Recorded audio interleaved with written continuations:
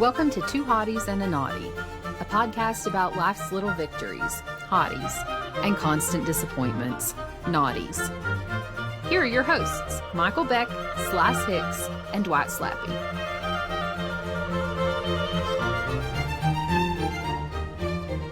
Hello, everybody, and welcome to Two Hotties and a Naughty. I'm Hicks. I'm Dwight Slappe. And I'm Michael Beck. And I'm coming at you first. All right, it's December 1st. Well, not at the time we're recording this, but by the time you're hearing it, it's at least December 1st or later. Don't let him behind the door. Don't tell him the magic. Oh, I give him a little teaser, Let him. Oh, wait until the audience finds out we're actually recording this on December the 10th. But being that it is December now, whether it's the 10th or the 1st, yes, which two you won't know yet. But the secret will be revealed soon enough. The internet's first time-traveling /murder podcast. Uncharted territory. Maybe we'll hit number one in some regions on this one. It's a very specific category. Yeah.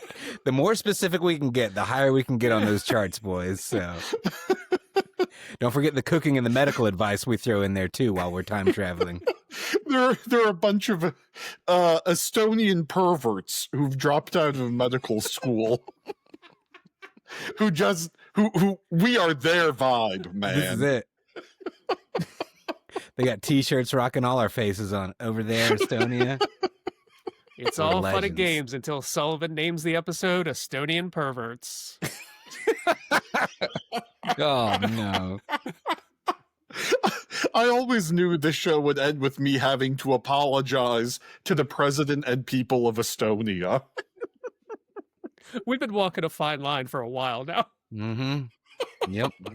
We skirted along it, as close as we could. Time to can't do the time, don't do the crime. But anyways, so speaking of December, comes to my mind with December is, winter and snow days. So, fellas, what's your hottest snow day activity? You know what I'm talking about, those snow days where you're all snowed in and, you want to go out and explore that white wilderness, or do you want to stay inside and, be cozy? It's up to you. Me, myself, and I love to have a little snowball fight. That's right. I love to do it even more now that I have kids, because I can get them out there and be like, yeah, guys, it'll be fun. We'll just have a little snowball fight. Little do they know, Nolan Ryan's on the mound right now, and I'm ready to, Randy Johnson some pigeons out here. So, it's a learning experience for the boys. And, you didn't clean your room this week? Oh, I'm packing that snow nice and tight. There we go. Oh, yeah. No.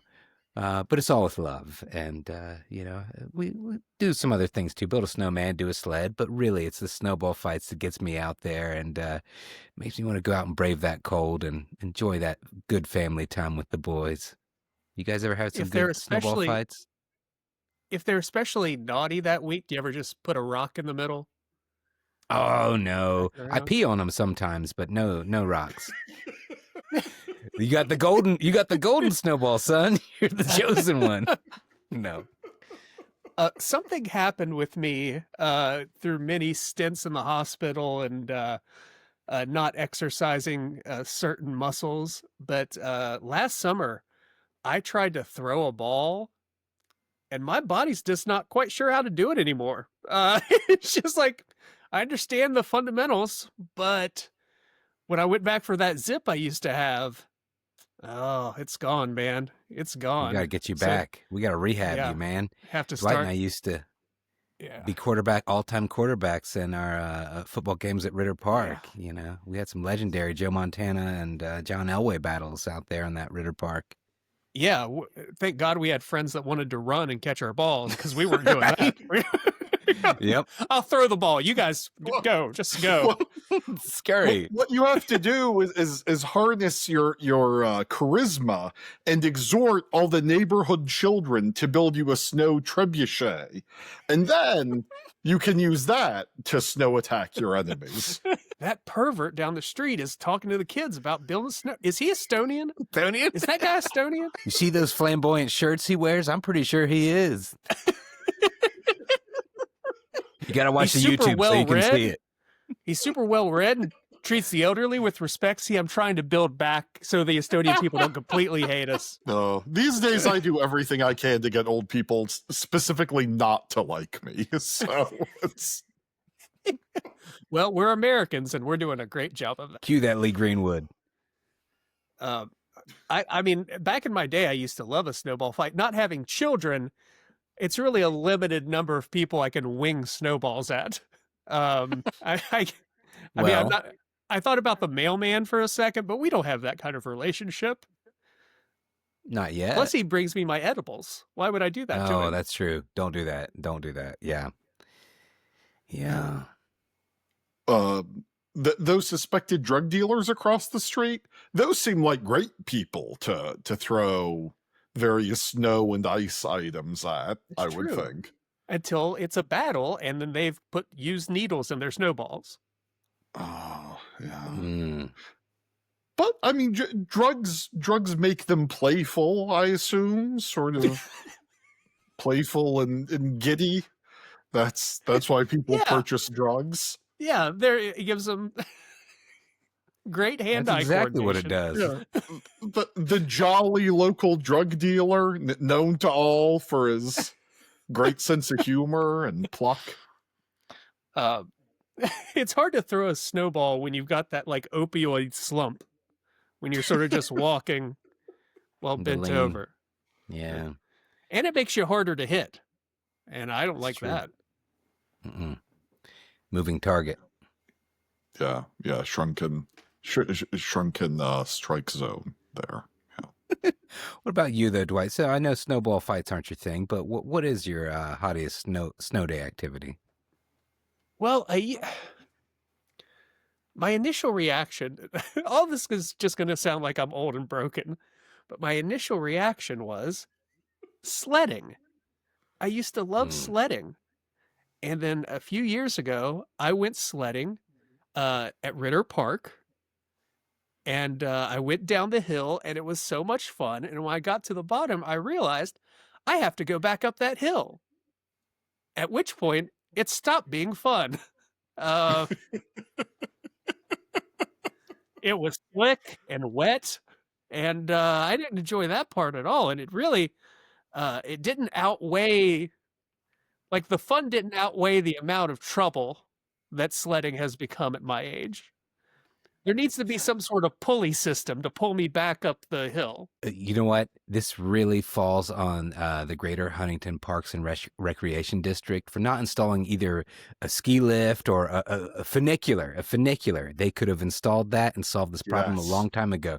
Sledding will be booming. Funicular. Wait a minute. Funicular. I don't Just know like what a in funicular Pittsburgh. is. Oh, so if you look up Pittsburgh, that's Ooh, gross. well, okay. I know. I know how to talk to Dwight. So Dwight, you know the Wes Anderson film, The Grand Budapest Hotel? I do. Thank you for pronouncing it correctly. The funicular in that movie. Oh, okay. Which is the funicular. zigzag train track that lets the. Why didn't you guys tell me we were thing talking go about a out. funicular? I'm sorry, Mount Washington and Pittsburgh. What are you gonna do? We play the Bills this weekend. What are you gonna do? That's Dwight's team, so throwing shade pregame. Huntington is missing the opportunity to have the tourist attraction, the world's smallest funicular. I say this with love in my heart for my adoptive hometown. There are a lot of people in Huntington that would really enjoy just a funicular that took them up just like a couple of steps. just to not have to do like those last 2-3 steps. They should install one at every Tudor's. Which brings us to my favorite snow day activity, which is, of course, going to a place where the tragic restaurant workers still have to work, and getting some kind of carry out or fast food, and of course exorbitantly overpaying for it because those brave people at Arby's or wherever have trudged through the snow to be there. So That was a close second of mine. Like an activity I used to do was I didn't have a car when I first moved to DC, and we had like the Snowmageddon of I think it was I don't remember what year it was, 2008 maybe. It was crazy, but my old roommate and friend of the podcast, Brandon McCoy, we went hiking through the snow on East West Highway in Maryland, just you know, a few miles down from the White House, and went to Pizza Hut and got some pizzones in that dear blizzard. Good times. I'll always cherish those days, those memories. Just that black-hearted Pizza Hut franchise owner who demanded that those poor strung-out 19-year-olds, just struggling to get through that next semester and a half of community college. No, you show up and sell those pizzones to Slice and Brandon McCoy. Listen, I've poured my entire fortune into pizzone advertising, and this is the kind of boon that I've been waiting for. Everybody's going to be snowed in, and they're going to want pizzones, and we're going to give it to them. They really were like the only thing open over there. And sadly enough, I think that like most of there are several like restaurants, like, big chain restaurants in that area where a family owns a franchise. So it was probably family members they made drive in to like their nieces and nephews to come in and, hook us up with those pizzones. I mean, I'm grateful for them. Thank you all. They probably had to sleep there the night before, if I'm being honest about it. I used to love, when I lived in downtown Huntington, a giant snowstorm. And then the next day, everybody sort of figures out the one bar that's going to be open. And it's just everybody that lives downtown. So it's a wonderful hodgepodge of weirdos that have showed up because it's the only place outside of your apartment that you could be. A lot of great jukebox battles of people playing Waylon Jennings, and then why is someone playing Tool? Burl Ives, what is this?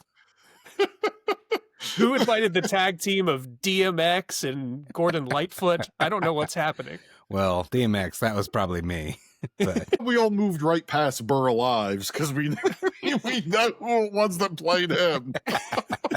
Also, you're in a bar, you're going to hear some Burl Ives. People like to dance.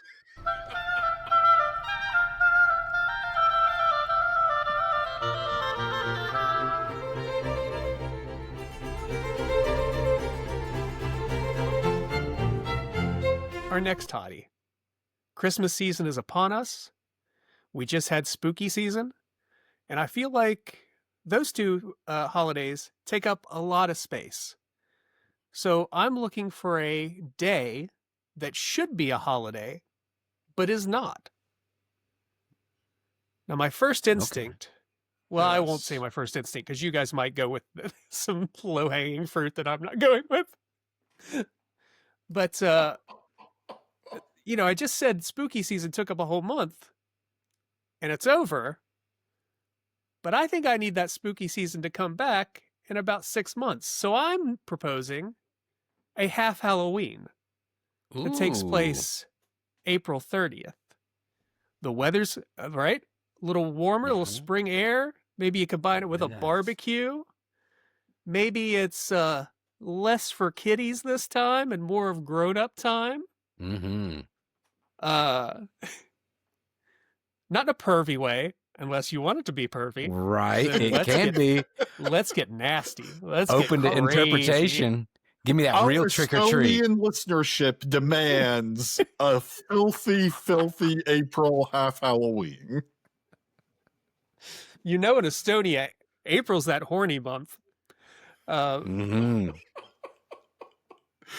it's the only month where the Baltic melts. So, like, that's right. And if you play your cards right, my Baltic's gonna melt. Hey-o. But I thought half Halloween would be a great opportunity to do theme parties. Like everybody come as your favorite SNL character, or everybody come as your favorite literary character, or your favorite Meryl Streep character, or your favorite vending machine. I don't know, whatever your kink is. That's what I want. But there's just not a great excuse for all of your friends to get together after New Year's and until what? Labor Day? Memorial Day? Which one's first? Labor Day's Memorial Day's first, right? Memorial Days in the spring, Labor Days in Right. yeah. So we have this dearth of friendless, sad calendar time where there's not a built-in excuse to go see your friends. That's true. That's true. Unless you're still a bunch of lushes and do St. Patrick's Day, but I know that that's not the case for us anymore. So it's just me alone flying solo these days. So, you know. But think of all the people that can come pick you up now. That's true. See? Nature has a way. It's our job to nurture your drinking. That's how it's worked out. You guys are killing it, really. You guys are doing a great job. Truly. Squad goals accomplished. Oh, man. I would give anything if you just cracked a beer now. Just... I told myself that's my reward for finishing the podcast. Then I get to go back to Daddy's Magic Tank and get another one.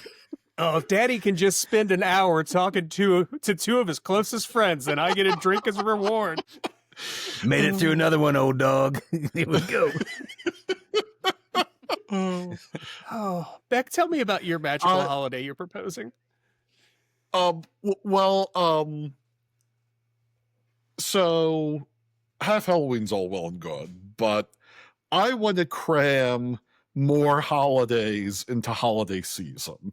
So you know how right now between Thanksgiving, which is fine, you know, it's good, and Christmas, which is great, everyone loves Christmas, you find yourself wishing, I wish there was another holiday in between here, especially approximately halfway between Thanksgiving and Christmas. Let's call it December 12th, which is, of course, the birthday of the greatest artist of the 20th century, Francis Albert Sinatra.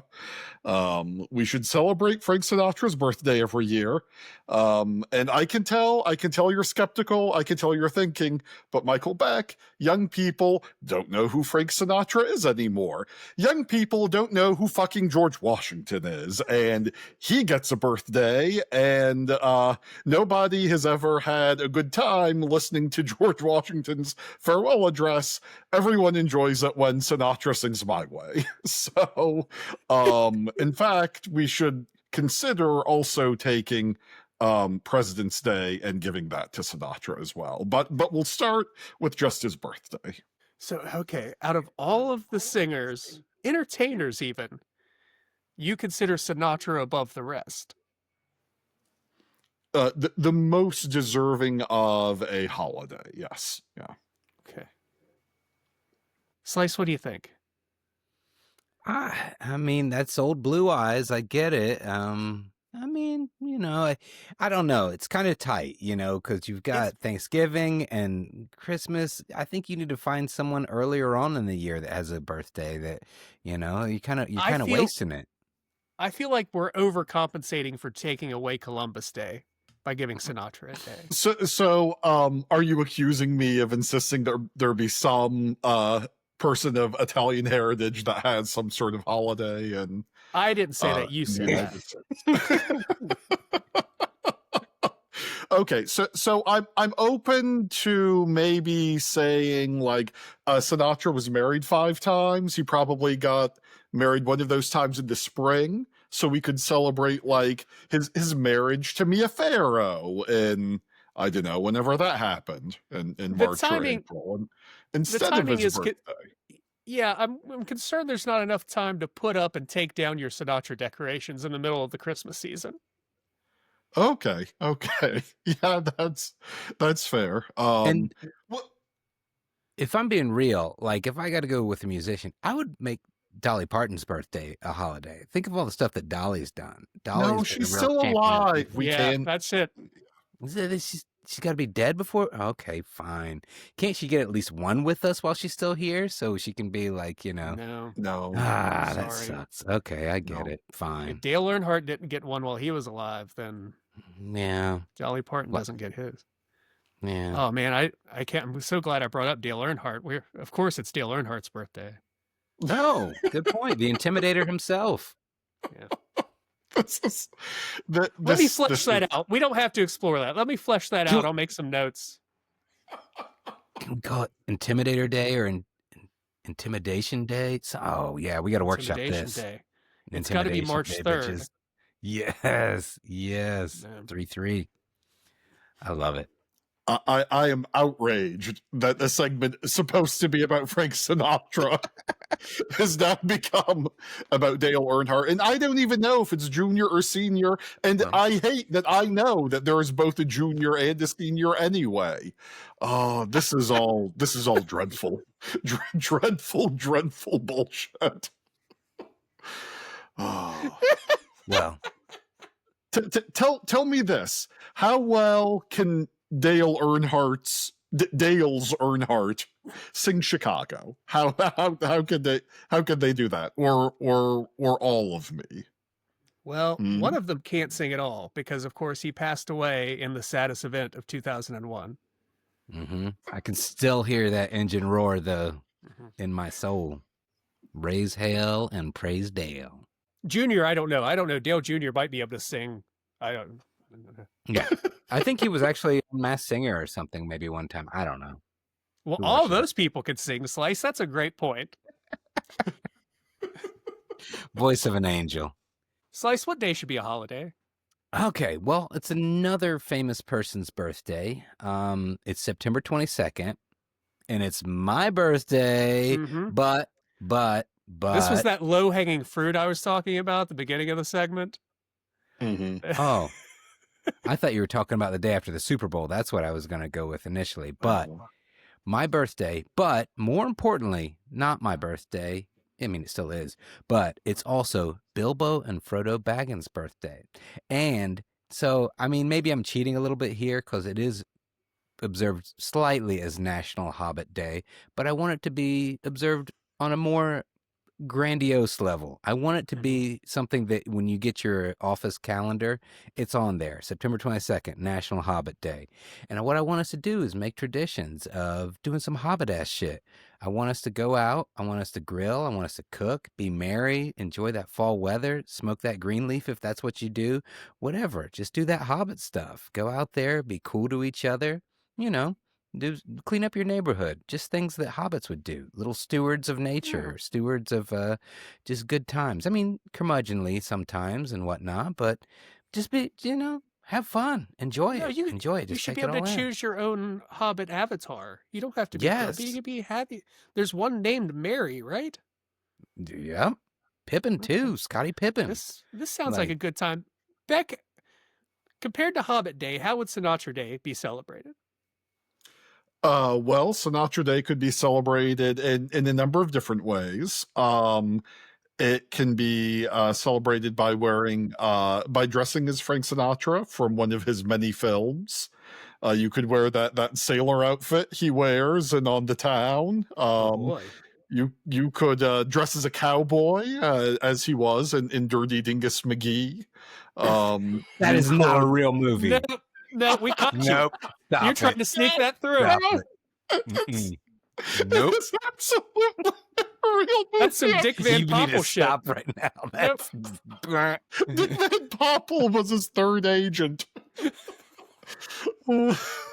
Dirty Dingus McGee sounds like what my mom would say if she pointed at a kid that didn't shower on our way to school. Look at Dirty Dingus McGee over there. Well, the movie is from like 71 or 72, so that... What? It's in the 70s? I expected this to be like his first film. No, it's horrible. Like the peak of his Chinatown coming out powers. in the theaters. The Godfather Part 2, Dirty Dingus McGee. The year before, they made 2001: A Space Odyssey. And the next year, here comes Dirty Dingus McGee. Dingus McGee. Hey, can we make a promise? If this ever takes off anywhere remotely, we have to have like a watch party for like a bonus feature for subscribers to Dirty Dingus McGee, if it does in fact exist. Dirty Dingus McGee watch along. Yes. And if it doesn't exist, Or for some reason it's out of print. I can't imagine. Then Beck has to act out the entire movie for us. Yes. Oh, please be out of print. Well, the good news is that it's probably only like 68 minutes long. So That's all we need. That's all it takes for Dirty Dingus to get his business done. He's a quick shooter. Oh, but yeah, and also, of course, that there'd be Italian food to eat on Sinatra's birthday.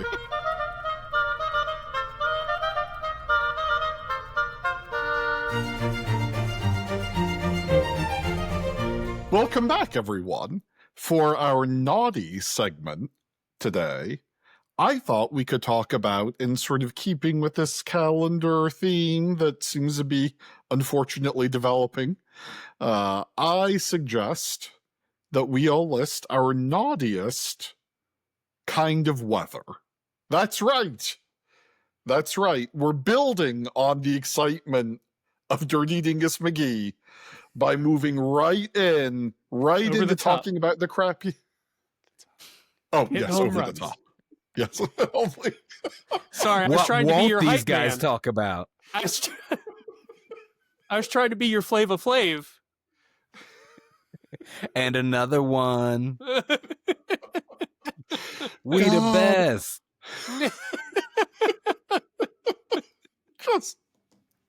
Just let me get through this sad little talk about how my least favorite weather is like Bring it home, Dingus. Let me guess, it's the Dust Bowl, Dingus. So dirty. So dirty. Oh, the air is full of Jodes. Oh, that's right. That's right.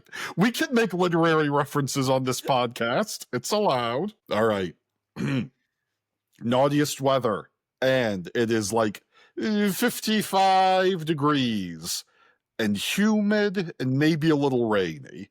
We have this weather all the time this time of year in Virginia, and I don't know what it is, and I don't know what to do with it. Like, am I supposed to... I don't want to use an umbrella. I don't want to wear a raincoat because, like, 50, 60 degrees, this isn't really coat weather. I mean, I like today or yesterday, I wore shorts because I don't know. What am I supposed to do here? I don't know. I don't Fuck, know. man, are you okay? Are you all right?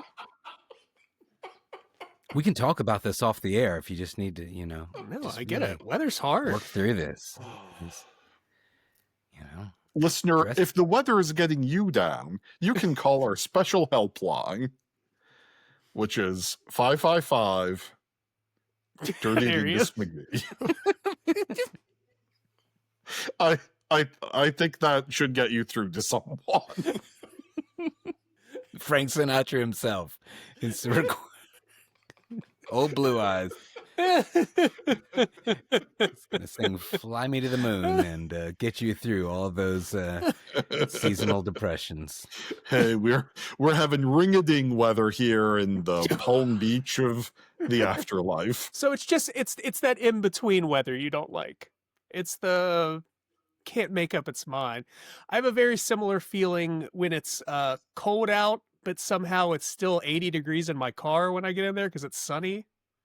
Yeah. Yeah. Had that today. Yeah.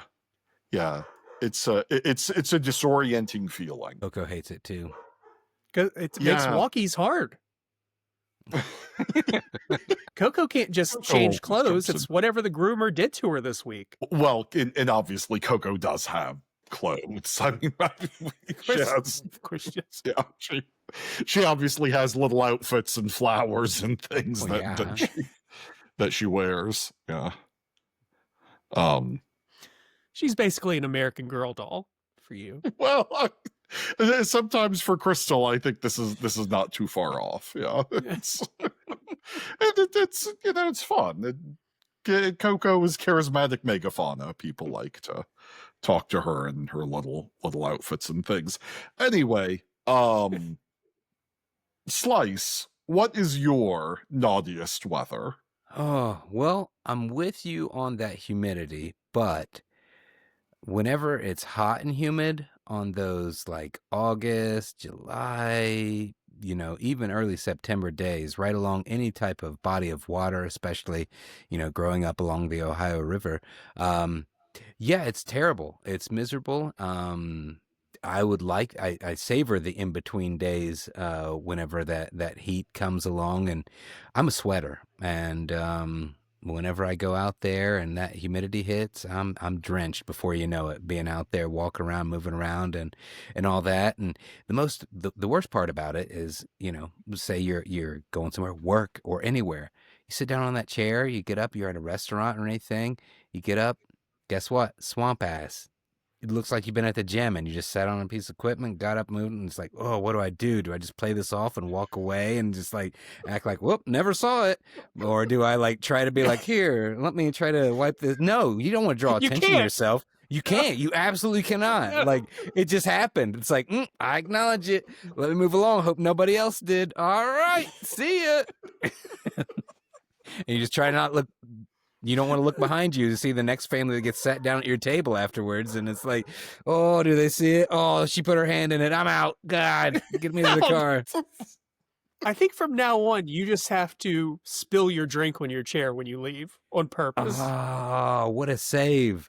I'm going to do that. Absolutely. Just, yeah, can I get one more refill before I leave? Yeah, thank you. I'm gonna need, Can I get just a single pack of ketchup? Thank you, squirt. Oops.